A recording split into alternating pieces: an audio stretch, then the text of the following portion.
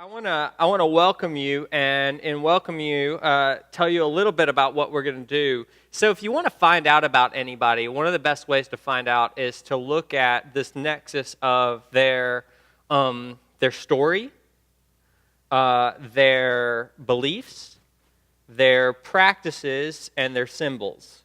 So that kind of gets at an identity of an institution, a culture, right? If you want to know who America is, right? What is America about? Well, you need to know something about our story and things like the Declaration of Independence and Manifest Destiny and things like that, right? But you also need to know something about our beliefs, right? So you read the Declaration of Independence and you see what it says, but you can look at our beliefs, you can look at our stated things like our Pledge of Allegiance and that kind of thing. But then you also need to look at our practices, right? And what do we do? Because that's going to help define and shape, like, what do we mean by freedom as Americans? And then you not only need to look at what we do, you also need to look at our symbols. And some of those symbols are overt symbols, things that we claim as symbols, like the flag.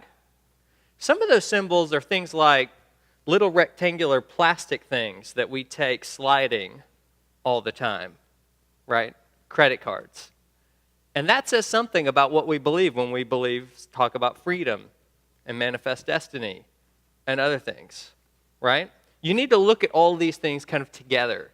And in the same way, so one of the things that we're going to do here is we're going to cover kind of our story very shortly as a church.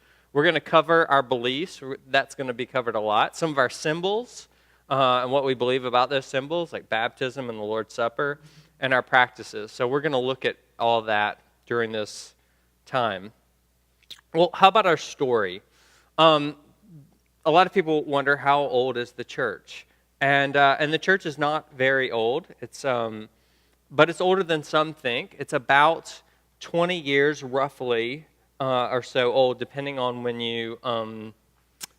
how you date it. So in 1994, there was a group that started meeting for prayer, and that group is still here with us today. They're praying about a new church in Santa Barbara. In 95, they contacted the denomination, and the denomination sent out the planting pastor. His name was Scott Bridges.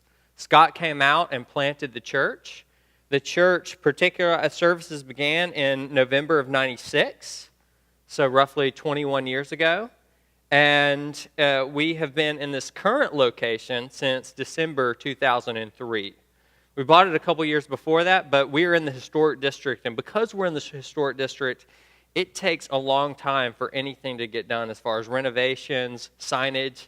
When we had our signs changed last time, it took 11 months to get through, just to get new signs, right? So that kind of stuff takes a while. And one of the reasons why that's important is because one interesting thing is this is not the only building we own.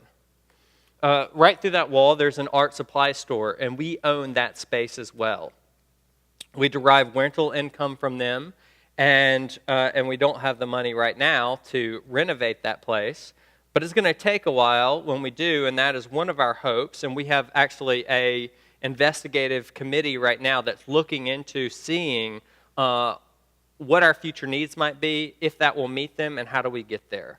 So that's really exciting. So we're a growing church, and one of the things we're looking to is to grow there and, maybe buy up the block if the Lord so allows us to do that. Well, Scott left in June of 2008. At that point, there was a search committee that was erected. I was doing a PhD in England at the time and got connected to the church through our denomination.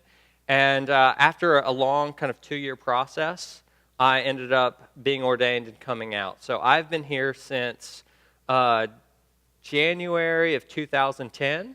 I was ordained at the end of February, or first week of March, and I started my official duties as a pastor. So this is the first church that I've pastored, and this is the only time I've been to California. I've been to California before coming to this church. once, and that was to go to a camp way up at Mount Shasta, so nothing like this. And then besides that, it was here coming for the to meet with the search committee. So I am from Memphis, Tennessee, the birthplace of rock and roll, the home of the blues, where Jesus is Lord, Elvis is king, and barbecue is very spicy.